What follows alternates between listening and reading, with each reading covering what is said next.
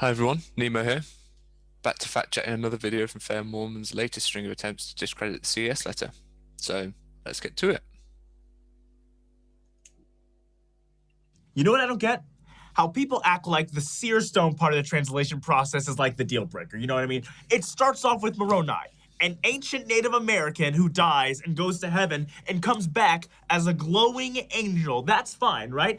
Literally, an Indian flying through time and space to get to Palmyra, New York is okay. But once you put a rock in a hat, oh, that's where it just gets crazy. Let's talk about rocks. Right, so the problem here is he's assuming the issue. He's assuming that the problem people have with the Rock in the Hat translation of the Book of Mormon is the use of a seer stone. The problem I and many others have is that the church has portrayed an inaccurate narrative for a long time, one of Joseph poring over the plates while using the Urim and Thummim to read from them.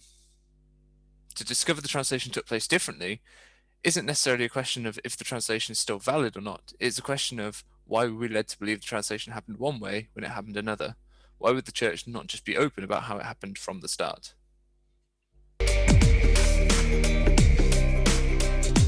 The CES letter quotes respected, active Latter-day Saint scholar Richard Bushman, who said, "What in the world are the plates for? Why do we need them on the table if they're just wrapped up into a cloth?" when he looks into a seer stone.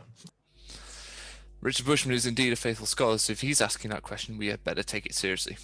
As many know, Joseph Smith used the Urim and Thummim to translate the Book of Mormon. Since Joseph was the prophet of the Restoration, he would be spiritually numbered among ancient people like the priests of the Old Testament who used the Urim and Thummim, aka magic rocks, to perform the will of God, or even Aaron, who used a magic stick. Right, problem here is the conflation of the Urim and Thummim with the seer stone. These are not the same thing. The church's essay on the translation of the Book of Mormon says this: one instrument, called in the Book of Mormon the interpreters, is better known to Latter-day Saints as the Urim and Thummim. Joseph found the interpreters buried in the hill with the plates. Those who saw the interpreters described them as a clear pair of stones bound together with a metal rim. The other instrument, which Joseph Smith discovered in the ground years before he retrieved the gold plates, was a small oval stone or seer stone. As a young man during the 1820s, Joseph Smith, like others in his day, used a seer stone to look for lost objects or buried treasure.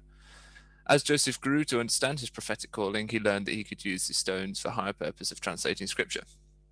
The point made here by the church is that the peepstone, once used by Joseph Smith for treasure digging, became useful as an instrument in translating the Book of Mormon. In fact, they go on to say, apparently for convenience, Joseph often translated with a single seer stone rather than the two stones bound together to form the interpreters. They are two separate instruments. The Urim and Thummim and the peepstone that he used in his hat are different. They're conflating them. Joseph used seer stones that would tell him what was written on the golden plates. And this is how the Book of Mormon was translated. So why did Richard Bushman act as if there was no need for the plates? Well, he didn't. He asked what they were for. He didn't act as though there was no need for them.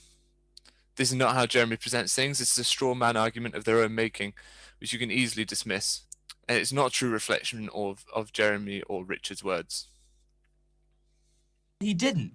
Jeremy Runnels and his subreddit herd of flying monkeys ad hominem are specifically not including a part of the interview where he talks about why the golden plates were necessary. They deliberately left this out to manipulate you. Oh. That's ascribing motive. He is assuming that this was omitted to manipulate, but brings no evidence of that claim. Oh, you don't say. I do say. Here's the quote. People say that the Book of Mormon certainly is an inspired and inspiring book, but the backstory of the plates in the translation is irrelevant to it. What would we gain and lose if we abandoned the plates? What we would lose would be a powerful form of the evidence that the Lord gave to Joseph Smith and to us of the actuality of these experiences, and therefore the actuality of the transcendent sphere. That would be gutting some of the most gritty and appealing parts of the Mormon story. Here, Richard Bushman's making an apologetic argument, which is faith-based, as to why the plates might be necessary if the translation took place without them, as we know it did, and relied upon a rock in the hat. In the CES letter, Runnels criticizes Joseph Smith for using a Ouija board to translate the Book of Mormon.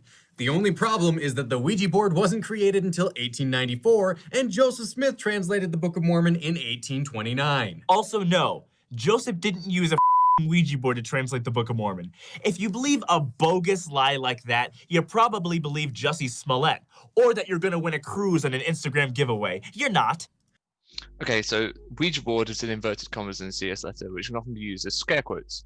Scare quotes denote irony or the phrase so-called. That said, if Jeremy sincerely believed that Joseph was using the Ouija board, then of course he's incorrect. You can make up your own mind on that one.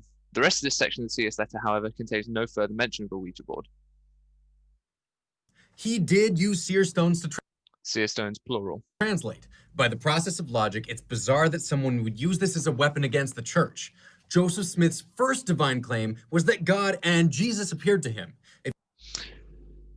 The argument isn't around divinity of the seer stone, Urim and Thummim, or peepstone. It is around the way in which the church presented a different narrative regarding the translation versus the true nature of events. If you don't believe in God or Jesus, then you don't believe Joseph's claim. The seer stone divinity is operating under the umbrella of God existing. The CES letter is atheistic, and examining the seer stone under an umbrella in which there isn't a God is meaningless. It's not meaningless because an atheist can look at the evidence and see that the church presented a different narrative just as well as a believer can. If you do believe in God and Jesus, then you've opened the door for angels, spirits, and all sorts of supernatural things. It's not as if this is technically weirder than those things.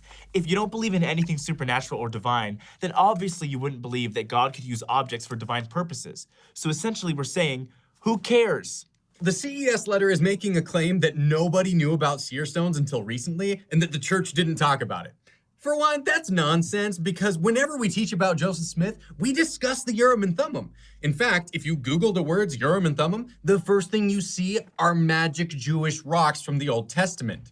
It's also plainly spoken about in Doctrine and Covenants section 17 and 10. Yeah, it's plainly spoken about in D and C. That's the Urim and Thummim, not the peepstone. Again, when you Google it, you see two stones held together by a wire rim, which is exactly my point. It's been referenced throughout church history numerous times. Now, obviously, we don't spend Sunday school talking about the rocks of Joseph, or the staff of Moses, or the rod of Aaron. Yes, we do. We do talk about those things in Sunday school, except the rocks of Joseph. I've linked the Sunday school manuals below, but the staff of Moses and the rod of Aaron are teaching points in LDS teaching manuals. They're talked about in reference to authority. Jesus is more important. However, this lack of attention doesn't mean the church was maliciously withholding anything. It's not a lack of attention, it's the active portrayal of a different narrative that's the problem. Jeremy presents it in the CES letter numerous examples of church published art that does not portray the use of a peepstone in a hat, but of the Urim and Thummim while looking directly at the plates. Now, the CES letter goes on for a long time about how Joseph Smith put the rock in a hat. The hat was to block out light, so essentially God was using the stones as a device to show letters, words, and or images. Sort of like an iPhone or a Samsung if you don't want her to text you back. The mechanics of how the CS stone worked really aren't in question here. It's the fact that it was used at all and we didn't know about it. begs the question, why did Joseph need the golden plates if the translation process was largely without plates at all? That's the exact argument Richard Bushman made that you earlier tried to like refute or palm off or whatever. Richard Bushman asked that. The CES letter asked that. You're asking the same question that Jeremy presented. I think it's because the plates are a literal testimony of God. They contain the written testimonies of ancient prophets, and they themselves are a divine physical miracle. Okay, that's your opinion, which is fine. That's testifying, but it's not evidence. Joseph had to guard them from robbers. Sometimes he even had to fight people. He had to keep the plates, a literal testimony, safe. I believe this was the Lord's way of training Joseph for what was to come. It was a physical representation of Joseph's dedication to God, of his willingness to fight for the testimony of the gospel, to fight for the church, and to defend even until the end. That's your belief again, which is fine. What's funny? People who are like, oh, use seer stones to translate. Half the country believes that Jesus walked on water and that a virgin gave birth. That a virgin gave birth. You believe that. You do. But Joseph can't use seer stones, all right? My God. That's an appeal to popularity. No one is saying that he didn't use seer stones. You can believe that if you want. Gosh, half of you guys watched WWE and you believed it. Oh, yeah, but seer stones, that's where you draw the line. Right. They've spent an entire video painting the CES letter as something trying to discredit the use of seer stones while avoiding the crux of the issue, which is this. For years, and certainly during my time growing up in the church, we were shown images of Joseph Smith translating the Book of Mormon by reading or studying over the gold plates. The church's Book of Mormon Translation essay posits a very different reality. Joseph Smith translated the gold plates for the most part by using a peepstone that was placed into his hat, into which he would place his face to block out the light and then dictate the words as they appeared on the stone to the scribe. It is dishonest to mislead us into thinking that Joseph translated directly from the gold plates when in fact translation process was very different. To preempt any attempt at gaslighting, I'm aware that some of you may have known about this for a while. Jeremy discovered this before it was in the church's 2013 essay.